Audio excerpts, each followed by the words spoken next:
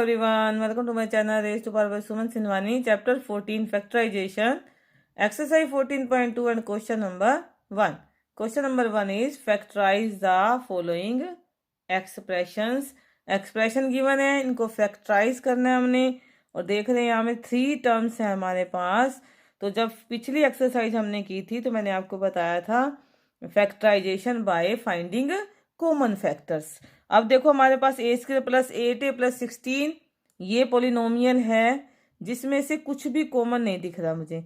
तो फैक्टराइज करने का नेक्स्ट मेथड है हमारे पास बाय यूजिंग आइडेंटिटीज। तो पहले हम कॉमन देख लेते हैं, कॉमन नहीं मिला तो अगर 4 टर्म्स हो तो हम ग्रुपिंग चेक कर लेते हैं। जब हमारे पास 3 टर्म्स होती हैं और उसमें से 2 टर्म्स मेनली परफेक्ट स्क्वायर होते हैं, जैसे ए स्क्वायर ए का स्क्वायर है, जो 16 है वो 4 का स्क्वायर है, और बीच वाली टर्म या प्लस या माइनस हो सकती है। तो ये आइडेंटिटीज हमने देखी थी इंट्रोडक्शन की वीडियो में भी, मैंने आपको बताई थी डिटेल में कि कैसे हम आइडेंटिटीज को यूज करते हैं और कैसे आइडेंटिटी से इन सम को सोल्व करते हैं। तो अगर किसी ने वो वीडियो नहीं देखी तो उसको जरूर देख लें। A square plus 2ab plus B square की फॉर्म में होती है अगर कोई एक्सप्रेशन, तो वो इक्वल टू में क्या आ जाती है, ए प्लस बी का होल स्क्वायर, या A square minus 2ab plus B square की फॉर्म में होती है तो वो क्या आ जाती है इक्वल में ए माइनस बी का होल स्क्वायर। तो आपको इंट्रोडक्शन की वीडियो का लिंक डिस्क्रिप्शन बॉक्स में मिल जाएगा, तो उसको जरूर देख लें। जैसे हम यहाँ देख रहे हैं ये ए स्क्वायर ए का स्क्वायर हो गया, ठीक है, और 16 किसका स्क्वायर हो गया, 16 का स्क्वायर रूट है 4, तो 16 किसका स्क्वायर हो गया 4 का। तो 2 टर्म्स मेरे पास ए और बी परफेक्ट स्क्वायर के टर्म्स हैं और इन दोनों टर्म्स से मैंने ये टर्म चेक करनी है कि बनती है या नहीं बनती, क्योंकि कई बार ऐसा होता है ये 2 टर्म्स हमारे पास परफेक्ट स्क्वायर की होती हैं लेकिन जो थर्ड टर्म होती है वो इन दोनों की मल्टीप्लिकेशन से 2ab नहीं बनती, तो उस कंडीशन में हमारी आइडेंटिटी नहीं लगती। तो पहले इसको चेक करना है, 2 इंटू ए की जगह पे क्या है यहाँ पे a और b क्या है हमारा ये 4, 2 इंटू ए इंटू बी, तो 2 4 जा 8 8a, तो ये 8a बन गया। हमने यहाँ से देखना है 2ab यहाँ पुट करना है और इससे मैच करना है, अगर ये इक्वल हैं तो इट मीन्स हमारी आइडेंटिटी लग रही है, नहीं तो नहीं है। अब ये एक्सप्रेशन हमारे पास किस फॉर्म में बन गई, इस फॉर्म में बन गई ना, मीन्स हम यहाँ लिख सकते हैं using identity A square plus 2ab plus B square. अब आप देख रहे हैं ये ए स्क्वायर ये 2ab ये बी स्क्वायर, तो इक्वल्स टू में क्या आएगा ए प्लस बी का होल स्क्वायर। तो इसका मतलब ये हमने आइडेंटिटी यूज की, तो हमने इसको लिखना है तो ये किसके इक्वल में आएगा, ए की जगह पे ए हमारे पास और बी कौन है हमारे पास 4, तो ए प्लस 4 का होल स्क्वायर, और ए प्लस 4 के होल स्क्वायर को हम क्या लिख सकते हैं ए प्लस 4 इंटू ए प्लस 4। जब पावर 2 होती है तो बेस से 2 टाइम्स आएगा, तो इस तरह से ए स्क्वायर प्लस 8a प्लस 16 की ये फैक्टराइजेशन होगी बाय यूजिंग आइडेंटिटी। इसी तरह से सेकंड हम देख रहे हैं P square minus 10p plus 25, P square P का स्क्वायर हो गया 25 5 का स्क्वायर हो गया, बीच में माइनस है तो हम माइनस लगाएंगे, और 2ab बनाना है, माइनस में 2 a कौन है p और b कौन है 5, तो चेक करो क्या ये सेम बन गया, 2 5 10 माइनस के 10p, तो ये सेम बन गया। इसका मतलब यहाँ पे आइडेंटिटी लग जाएगी। तो ये क्या हो गया, यूजिंग आइडेंटिटी कौन सी, हमें जैसा दिख रहा है हमने वैसा ही लिखना है। क्या दिख रहा है A square minus 2ab plus B का स्क्वायर, तो ये किसके इक्वल होता है ए माइनस बी के होल स्क्वायर का। तो ये आइडेंटिटी हम यहाँ पे यूज कर रहे हैं, ये आइडेंटिटी आप साइड में भी लिख सकते हो। तो ये सारा किसके इक्वल हो जाएगा, हमारे पास ए के प्लेस पे क्या है पी, ये देखो ना ए स्क्वायर पी स्क्वायर, स्क्वायर के इक्वल स्क्वायर हो गया, तो ए किसके इक्वल हो गया पी के, ऐसे बी स्क्वायर स्क्वायर के इक्वल स्क्वायर, तो बी किसके इक्वल हुआ 5 के, तो क्या आ जाएगा हमारे पास p माइनस 5 का होल स्क्वायर, यानी p minus 5 into p minus 5।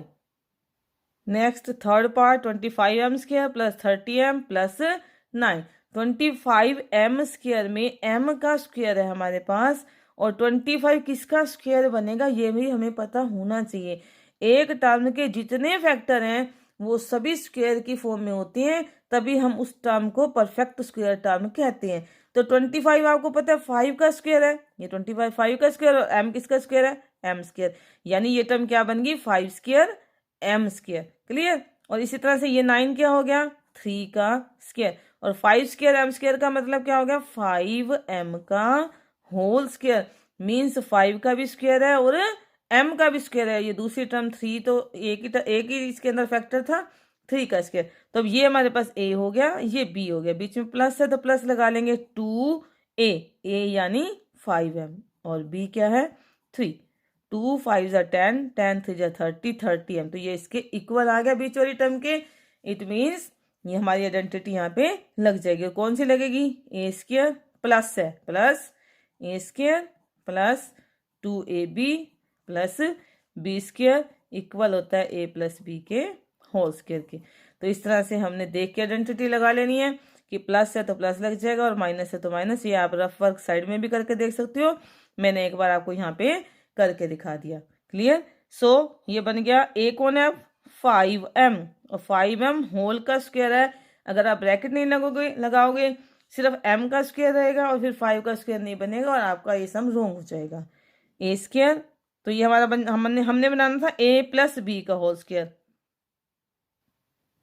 तो ये हो गया 5m का होल स्क्वायर। ये हमारे पास आ गया 2 इंटू 5m इंटू 3, और यहाँ पे हमारे पास है 3 का स्क्वायर, तो ये किसके इक्वल आ जाएगा a प्लस बी के होल स्क्वायर, यानी कि 5m प्लस 3 का होल स्क्वायर। क्लियर। और 5m प्लस 3 का होल स्क्वायर क्या होगा 5m plus 3 into 5m plus 3। Clear. Next fourth part, ये देखो 49 y का स्क्वायर है। जैसे कि आपने पिछले पार्ट में देखा तो 49 किसका स्क्वायर होता है 7 का, क्योंकि 49 का स्क्वायर रूट क्या है 7। तो ये बन गया 7y का होल स्क्वायर, जो मैंने आपको बताया था कि आपने अलग से बना के देखना है 49y स्क्वायर। तो 49 हो गया 7 का स्क्वायर और ये y का स्क्वायर, इसलिए बन गई पूरी टर्म 7y का होल स्क्वायर। इसी तरह से ये बन गया 6z का होल स्क्वायर, 36 का रूट 6 और 6z का होल स्क्वायर। 2ab बना के देख लेंगे, 2 इंटू ए कौन है 7y और b है 6z, तो ये आ गया 2 7 जा 14, 14 6 जा 84, 84yz। क्लियर। तो ये हमारे पास आइडेंटिटी लग गई A square plus 2ab plus B square equals to A plus B का होल स्क्वायर। तो ये क्या बन गया सारा हमारे पास, ए है 7y और b है 6z, तो 7y प्लस 6z का whole square, 7y plus 6z into 7y plus 6z। Next fifth part 4x square minus 8x plus 4, और फैक्टराइज करने का सबसे पहला मेथड मैंने आपको बताया था कि सबसे पहले हम ढूंढते हैं कि कुछ कॉमन फैक्टर तो नहीं है। जैसा कि हम यहाँ देख रहे हैं तीनों टर्म्स के पास ये 4x स्क्वायर 4, 8x, 8 को हम 4 मल्टीप्लाई 2 लिख सकते हैं, 8 को हम लिख सकते हैं ना 4 2 जार 8, और इस टर्म के पास भी 4 है, तो इसका मतलब 4 इन सब के पास कॉमन है। तो जब सभी टर्म के पास कुछ कॉमन फैक्टर होता है तो सबसे पहले वो कॉमन फैक्टर हमने बाहर लेना होता है। कॉमन फैक्टर बाहर लिए बिना भी ये सम हो सकता है, लेकिन क्योंकि हम फैक्टराइज कर रहे हैं, अगर हमने पहले कॉमन फैक्टर नहीं फाइंड किया तो हमें सम के लास्ट में फाइंड करना पड़ेगा। वो पार्ट भी मैं आपको उस तरह से अभी करके दिखाती हूँ। तो 4 मैंने कॉमन ले लिया, इसके पास क्या बच गया एक्स स्क्वायर। ये 4 2 जा 8 था, 4 बाहर ले लिया तो क्या बच गया 2x, और यहाँ से 4 का मतलब क्या है, ये 4 1 जार 4 है। जब मैंने 4 ले लिया तो क्या बच गया इसके पास 1। ये स्टेप समझ में आ गया होगा आपको अच्छे से। अब देखो 4 को ऐसे ही बाहर छोड़ देते हैं और अंदर ये x का स्क्वायर है हमारे पास, ये देखो ये x का स्क्वायर माइनस, इसको बाद में देखते हैं, और ये हो गया 1 का स्क्वायर। ए स्क्वायर बी स्क्वायर मिल गए, माइनस में 2 इंटू एक्स और b क्या है 1 और प्लस है बीच में, तो ये x square minus 2ab plus 1 का होल स्क्वायर बन गया ये। क्लियर। तो क्या आइडेंटिटी बन गई हमारे पास A square minus 2ab plus B square. तो यूजिंग आइडेंटिटी हम साइड में भी ले सकते हैं, A square minus 2ab plus B square equals में क्या आ जाएगा a माइनस बी का होल स्क्वायर। तो ये क्या आ गया 4 हमारे पास बाहर है और अंदर क्या है a की जगह पे क्या है x और b की जगह पे क्या है y और बीच में माइनस है तो माइनस x माइनस 1 का होल स्क्वायर। यानी ये वाला फैक्टर जो है ये 2 बार आना है क्योंकि स्क्वायर इसके ऊपर है। तो ये हमारा किसके इक्वल आ जाएगा 4 into x minus 1 into x minus 1। अब इसी सम को मैं दूसरे मेथड से बताती हूँ कि जब आप इसमें कॉमन नहीं लेते। तो ये 4x², 4 हो गया 2 का स्क्वायर, तो ये बन गया 2x का होल स्क्वायर, और ये 4 बन गया 2 का स्क्वायर। क्लियर? माइनस लगा देंगे 2 इंटू ए इंटू बी, तो 2 2 जा 4, 4 2 जा 8, 8x। क्लियर? तो परफेक्ट स्क्वायर बन रहा है, ये आइडेंटिटी लग रही है हमारी। तो a² minus 2ab plus B का होल स्क्वायर लग रहा है हमारे पास। तो क्या बन जाएगा ये? a माइनस बी का होल स्क्वायर। a यानी 2x माइनस बी यानी 2, तो 2x माइनस 2 का होल स्क्वायर बन जाएगा ये।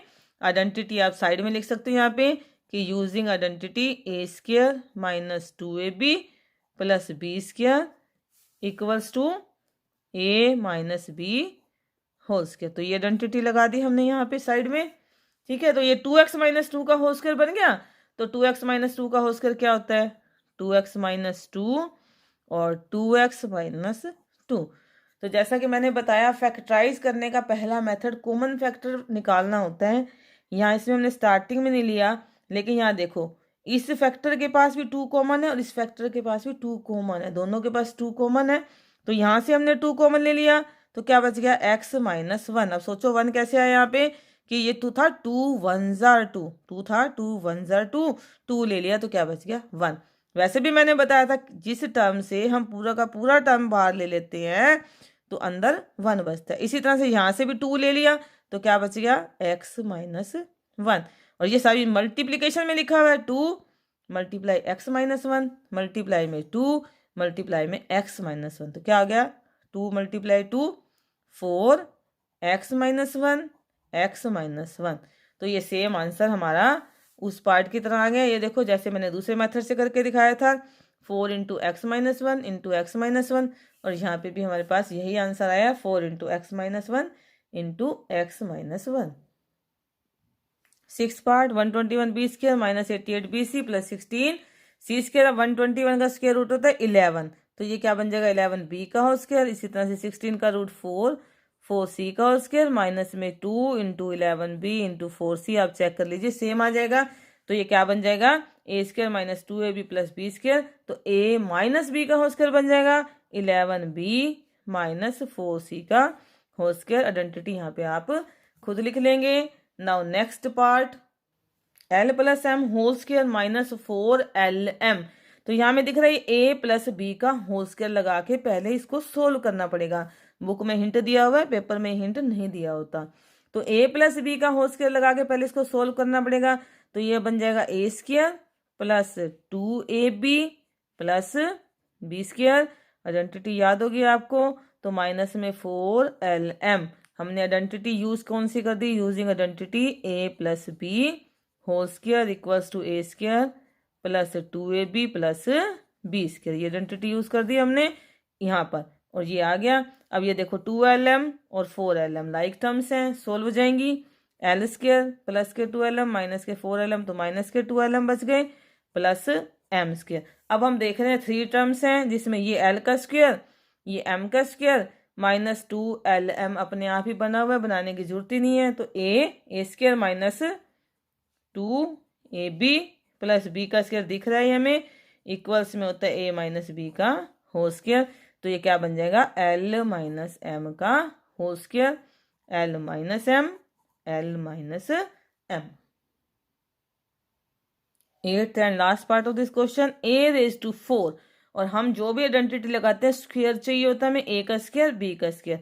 तो a रेज टू 4, तो किसका स्क्वायर बनेगा? a² का स्क्वायर, क्योंकि पावर की पावर जो होती है वो मल्टीप्लाई होती है। एक्सपोनेंट एंड पावर में पढ़ा था हमने कि a raise to m again raise to n हो तो a raise to mn multiply हो जाता है, तो 2 2 जा 4 बन गया। इसी तरह से ये b4 क्या है? b² का स्क्वायर 2। अब ये सारा जो है ये है a, 2 इंटू a इंटू ये सारा क्या है? b।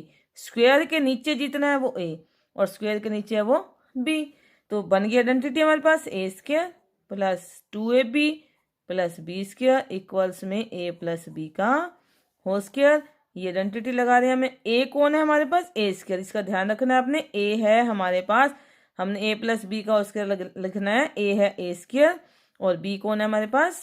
b²। तो a² प्लस b² का होल स्क्वायर बन गया, और होल स्क्वायर है तो 2 फैक्टर बनेंगे और 2 सेम फैक्टर बनेंगे। तो इस तरह से आइडेंटिटीज लगा के हमने ये फर्स्ट सम पूरा किया है। आप प्रैक्टिस करते रहिए। Thank you.